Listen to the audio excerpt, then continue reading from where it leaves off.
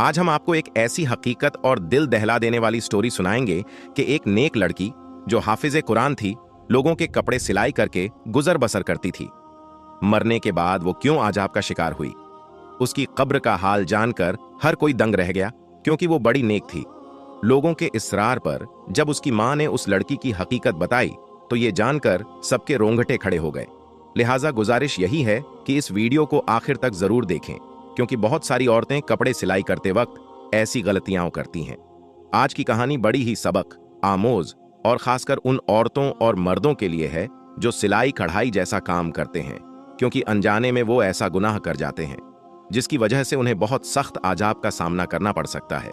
दोस्तों, किसी शहर के दूर दराज इलाके में फातिमा नाम की एक लड़की अपनी मां के साथ रहा करती थी। उसके बाप का इंतकाल हो चुका था।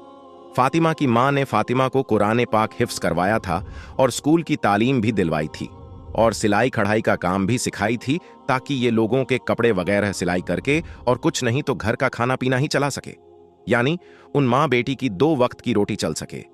फातिमा बहुत ही ज्यादा मेहनती लड़की थी।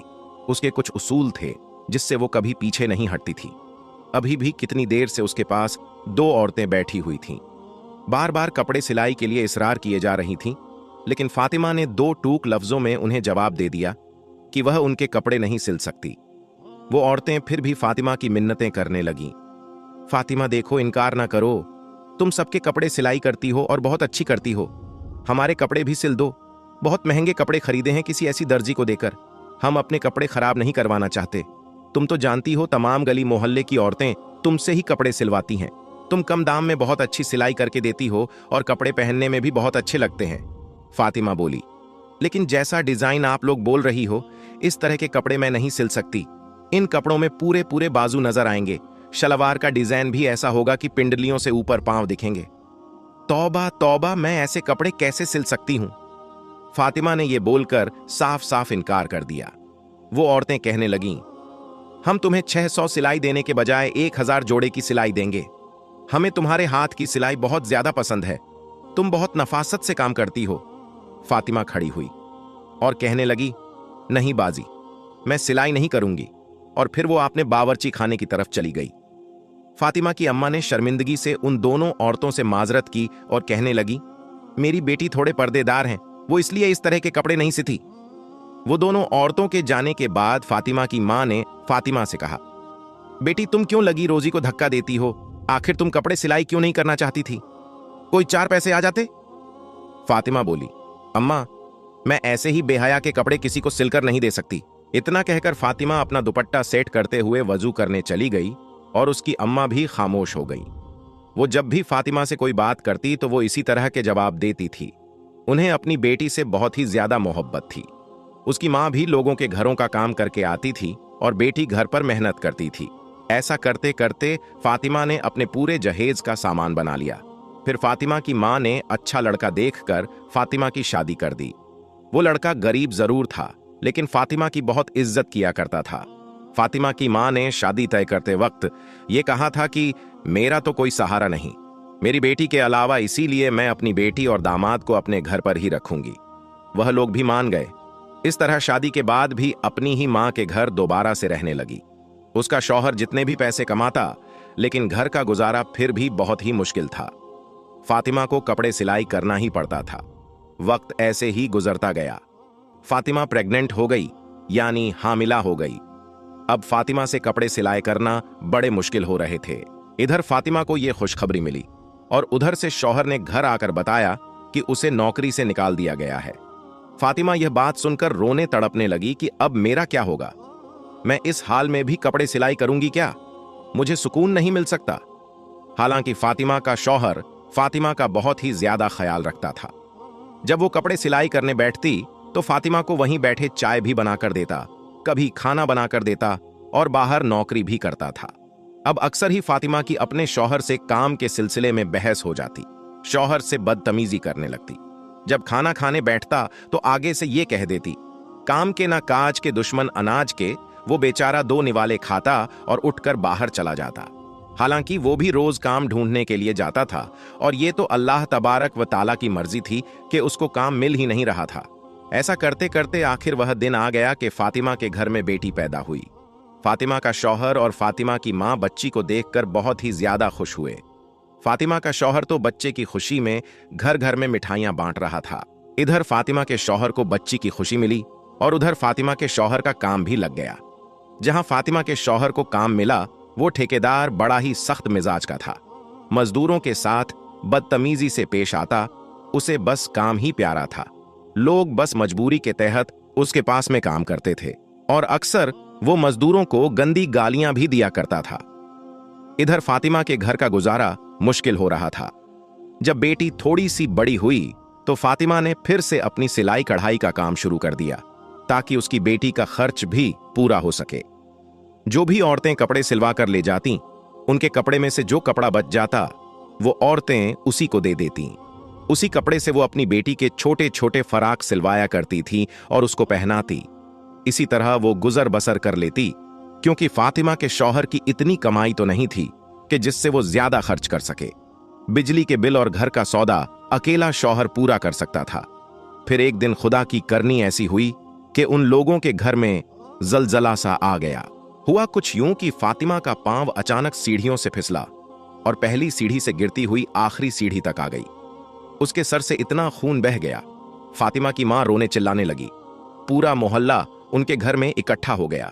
जल्दी से फातिमा के शौहर को खबर दे दी गई। जुमा का दिन था और फातिमा का शौहर इसलिए आज काम पर था कि एक्स्ट्रा जो पैसे मिलेंगे मैं अपनी बच्ची के लिए खिलौने खरीदूंगा। उस दिन और कोई मजदूर वहां काम नहीं कर रहा था। जब फातिमा के शौहर को बीवी की ऐसी खबर मिली तो जल्दी से अंधाधुंध उसने ताले लगाए और भागकर घर वापस आ गया। चाबी उसने अपने जेब में रख लिया और जल्दी से घर आ गया। डॉक्टर के पास ले जाते फातिमा रास्ते में ही दम तोड़ गई। फातिमा के शौहर को फातिमा की कही हुई बातें बहुत याद आ रही थीं। वो तड़प तड़प कर रो रहा था और फातिमा की मां भी बिलक बिलक कर रो रही थी। फातिमा का शौहर इसलिए भी ज्यादा रो रहा था कि उसकी मासूम सी बच्ची है, उसका क्या बनेगा, बिन मां के कैसे पल्लेगी। अभी तो वो इतनी छोटी थी कि मां का दूध पीती थी। ये सब सोचकर वो और भी ऊंची आवाज में रोने लग जाता। फातिमा की अचानक मौत पर हर कोई अफसोस करने लगा। कौन जानता था एक जवान लड़की जवानी में यूं खामोशी से चली जाएगी। हर कोई फातिमा की नेकी के गुण गाया करता था। सभी जानते थे कि वो कितनी नेक थी, परहेजगार थी, हर किसी का ख्याल रखने वाली थी। हर कोई उसकी तारीफ में लगा हुआ था। फातिमा की मां और शौहर का रो रो कर बुरा हाल हो गया था। वो दोनों गम से निढाल थे। फिर तदफीन का वक्त करीब आया और फातिमा का जनाजा उठाया गया। फातिमा को करीबी कब्रिस्तान ले जाकर दफना दिया गया। दफनाते वक्त उसका शौहर कब्र के अंदर उतरा और उसी दौरान उसके जेब में से वो चाबियां निकलकर कब्र के अंदर गिर गई, जहां काम से वो ताले लगाकर आया था। उसके शौहर को इस बात का पता भी नहीं चला। वो घर लौट कर आया। शाम होते ही सब लोग अपने अपने घरों को चले गए। सबके जाने के बाद घर बिल्कुल वीरान सा हो गया।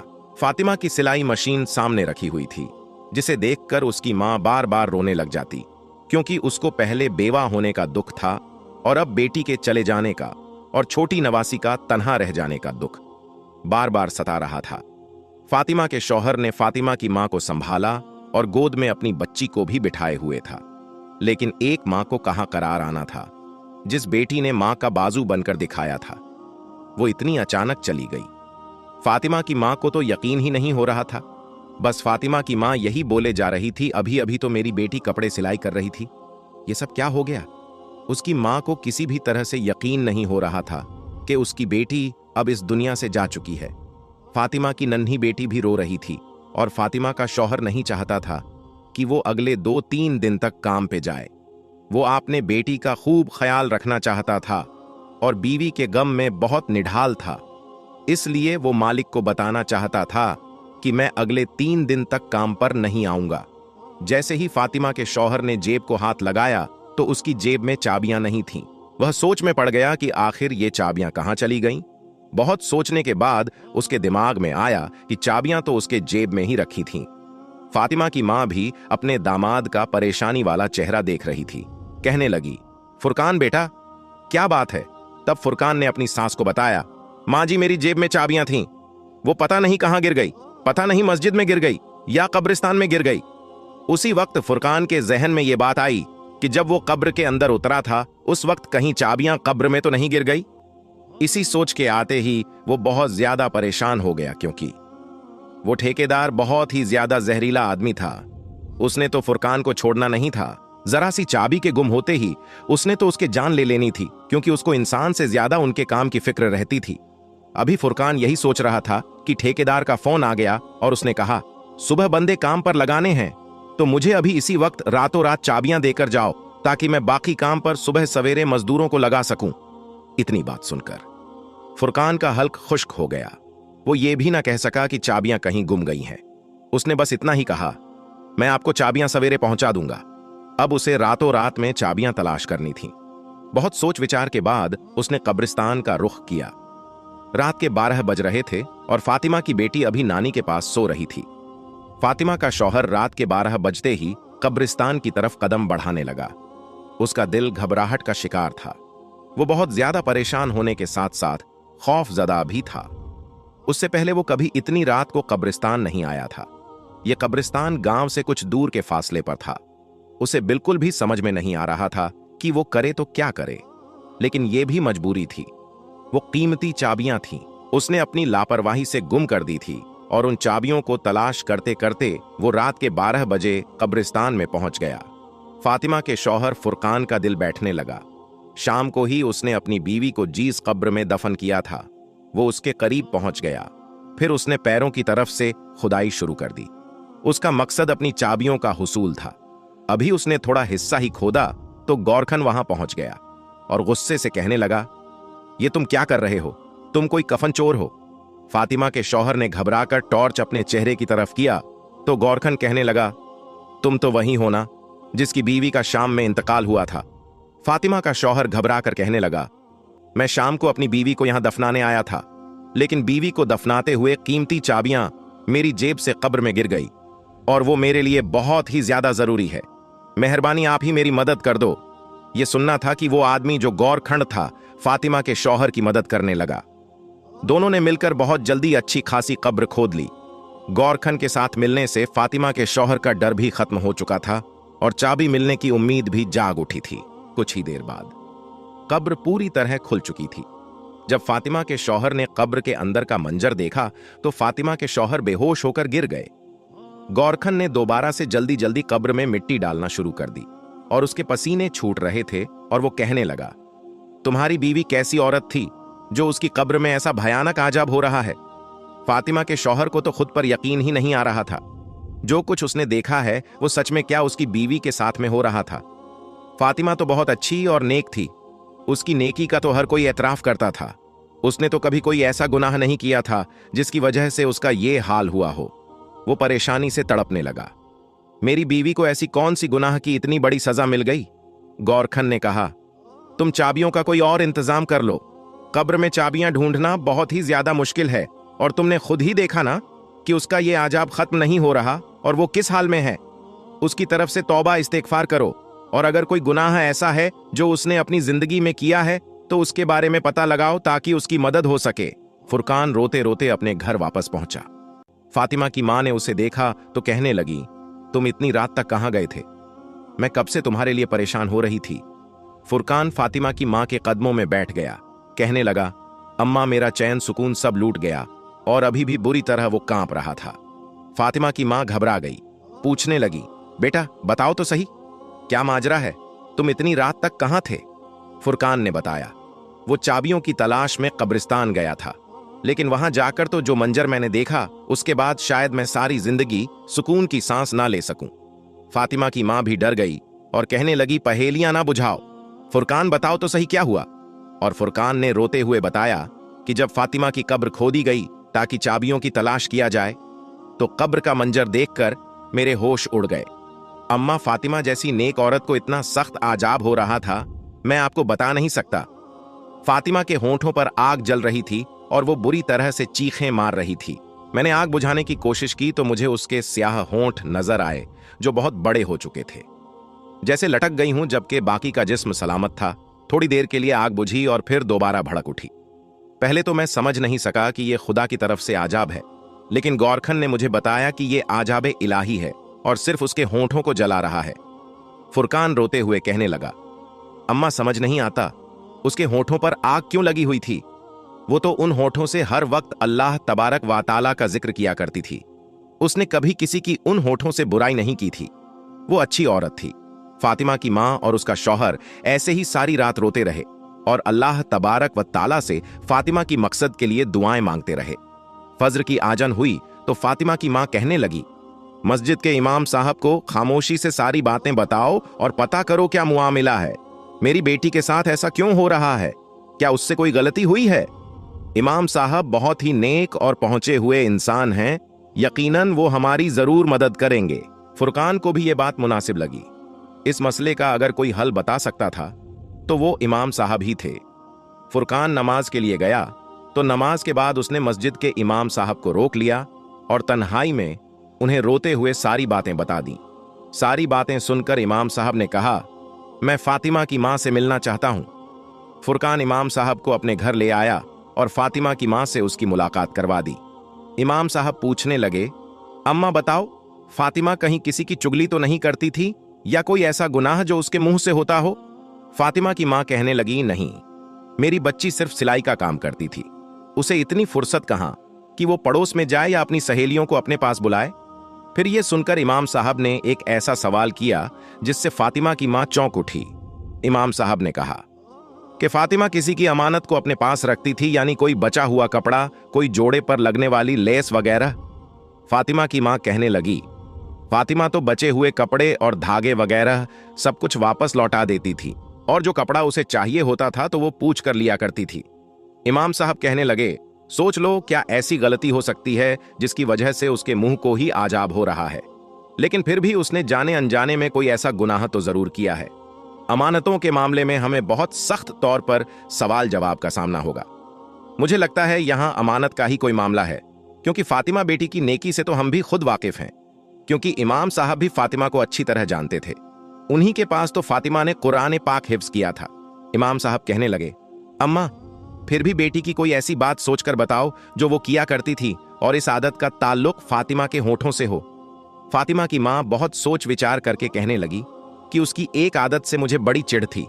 वो कैंची के बजाय अपने मुंह से धागा तोड़ती थी और फिर धागे का जो जरा रेशा उसके मुंह में या होठों पर रह जाता उसे दांतों में चिबाती अक्सर ही मैं उसका मुंह चलते हुए देखा, लेकिन वो बार बार कैंची नहीं उठाती थी, मुंह से धागा खींचकर तोड़ दिया करती थी। बहुत बार मैंने उसे समझाया कि इस तरह होठ भी कट सकता है, लेकिन वो अपनी आदत में पक्की हो चुकी थी। ये सुनते ही इमाम साहब कहने लगे, तो फिर हो सकता है कि ये आजाब उसी धागे के जर्रे की वजह से हो, क्योंकि जब फातिमा की मौत हुई थी तो उससे पहले वो कपड़े सिलाई से उठकर सीढ़ियों की तरफ गई थी। शायद उसकी मौत के वक्त वो धागे का जरा उसके मुंह में रह गया हो और उस धागे की वजह से उस पर आजाब हो रहा हो। सिलाई के बचे हुए सामान के साथ धागे के एक जरा सा टुकड़ा भी उस शख्स की अमानत कहलाता है जो कपड़ों की सिलाई के पैसे देता है। सारी बची हुई चीजों की तरह धागा और दूसरी चीजें भी वापस करना बहुत ही ज्यादा जरूरी होती हैं। बेहतर है कि आप लोग उसकी मगफिरत की दुआ करें और जो लोग भी फातिमा से कपड़े सिलवाते थे उन सब से बात करके फातिमा की आदत के बारे में बताएं और उसके लिए माफी मांग लें। यह सुनकर फातिमा की मां बहुत ज्यादा परेशान हुई। बाजाहिर ये तो बहुत मामूली सी बात थी, लेकिन उसकी वजह से फातिमा को इतना सख्त आजाब होगा ये उनके वहमो गुमान में भी न था।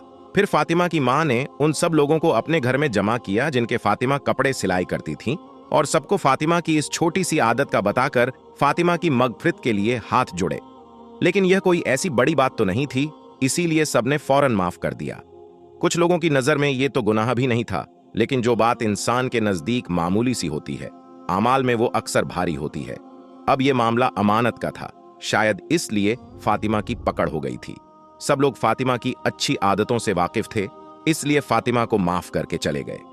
उसी रात फातिमा की मां ने अपने दामाद से कहा, फुरकान जल्दी से दोबारा चाबियों के लिए तुम उसकी कब्र लाजमी खोदो और अंदर का मंजर देखकर बताओ कि उस पर आजाब हट गया है। फातिमा की मां जानना चाहती थी कि उसके अजाब के पीछे असल वजह क्या थी। क्या वाकई एक जरा सा धागा उस पर आजाब की वजह बना था? उस रात फुरकान फिर गोरखन के पास गया और उन दोनों ने मिलकर कब्र खोदी तो देखा कि फातिमा की मैयत बिल्कुल ठीक थी। उसके पास से खुशबू आ रही थी, किसी किस्म का कोई आजाब बाकी ना था और फुरकान की चाबियां भी उस कब्र में थीं। फुरकान ने वो चाबियां वहां से उठाई और कब्र वापस से बंद कर दी और कब्रिस्तान से वापस आकर फातिमा की मां को सारा माजरा सुनाया। उन्होंने अल्लाह का शुक्र अदा किया कि उनकी बेटी पर से आजाब इलाही हट गया। और फिर जब ये बात गांव वालों को पता चली तो हर कोई हैरान रह गया कि इस कदर नेकोकार औरत को एक अमानत की वजह से आजाब भुगतना पड़ता था। सारे गांव वालों ने तौबा अस्तगफार की और फिर सबने अपने मुआमलात को सुधारने की कोशिश की। उसी दिन के बाद गांव में हर कोई अमानत को लेकर बहुत चौकन्ना हो गया। किसी के पास किसी के जरा सी चीजें होती तो उसे वापस लौटाया जाता था। फातिमा तो चली गई थी, लेकिन जाते जाते अपनी मां और शौहर को उदास कर गई। वह फातिमा की बेटी और फातिमा का शौहर और मां तीनों उसे हर वक्त बार बार याद करते। फातिमा तो फूल थी जिसकी खुशबू चारों तरफ बिखरी हुई थी। उसके जाने के बावजूद भी लोग उसे बिल्कुल नहीं भूले थे। वो अपने अच्छे अखलाक और रवैये की वजह से सबके दिलों में आज भी जिंदा है। वो अब जन्नत के किसी आला मुकाम पर होगी। जो छोटा सा गुनाह उससे हुआ था, उसकी सजा वो भुगत चुकी थी। कहने को तो ये सिर्फ मामूली सी बात है कि छोटा सा धागे का टुकड़ा मुंह से तोड़ने पर उसका रेशा मुंह में रह गया, जिसे फातिमा चबाकर थूक भी दिया करती थी। लेकिन अक्सर सिलाई करने वाली औरतों के साथ यही मामला होता है। बहुत सी औरतों को मैंने खुद देखा है धागा कुतरते हुए, लेकिन क्या कभी किसी ने सोचा है कि उसकी वजह से भी इंसान को अल्लाह तबारक व ताला के आगे जवाब देना होगा। ये जरा से धागे का रेशा भी अमानत का एक हिस्सा है और ये मुआमला कब्र तक जाएगा। और इस तरह से लापरवाही की वजह से भी अल्लाह तबारक व ताला का आजाब होगा। इसीलिए आज की ये वीडियो हर उस शख्स के नाम है जो सिलाई कढ़ाई का काम करता है। अगर आप भी ऐसी कोई गलती करते हैं तो खुदारा ऐसी कोई गलती ना करें। अमानत में खयानत ना करें। धागे से लेकर बटन तक हर चीज को वापस कर